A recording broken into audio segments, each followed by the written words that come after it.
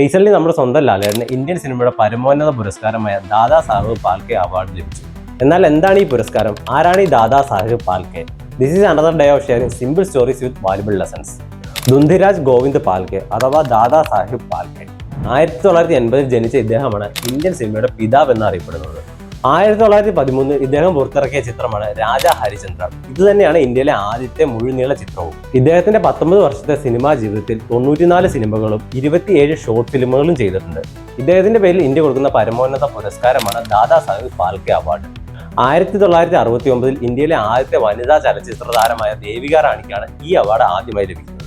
2004 നമ്മുടെ അടൂർ ഗോപാലകൃഷ്ണനും ഈ അവാർഡ് ലഭിച്ചു. റീസെന്റ് നമ്മുടെ ലാലേട്ടന് ലഭിച്ചത് 2023 ദാദാ സാഹേബ് ഫാൽക്കെ അവാർഡാണ്. ഇന്ത്യൻ സിനിമയ്ക്ക് വേണ്ടി വലിയ രീതിയിലുള്ള കോൺട്രിബ്യൂഷൻ ചെയ്യുന്ന ആളുകൾക്കാണ് ഇതുപോലുള്ള അവാർഡുകൾ ലഭിക്കുന്നത്. 10 ലക്ഷം രൂപയും ഗോൾഡൻ ലോട്ടസ് മെഡലും ഒരു പൊന്നാടയുമാണ് ഈ അവാർഡിന്റെ കൂടെ ലഭിക്കുന്നത്. ഇതാണ് ഈ ഒരു അവാർഡിന്റെ ചരിത്രം. നിങ്ങൾക്ക് ലാലേട്ടന്റെ ഇഷ്ടപ്പെട്ട കഥാപാത്രം താഴെ കമന്റ് ചെയ്യുക. ഇതുപോലുള്ള ഇൻഫോർമേറ്റീവ് വീഡിയോസ് കാണാൻ നമ്മുടെ ചാനൽ സബ്സ്ക്രൈബ് ചെയ്യുക. അതുപോലെ നമ്മുടെ ചാനലിലെ മറ്റ് വീഡിയോസ് കാണാൻ ശ്രമിക്കുക.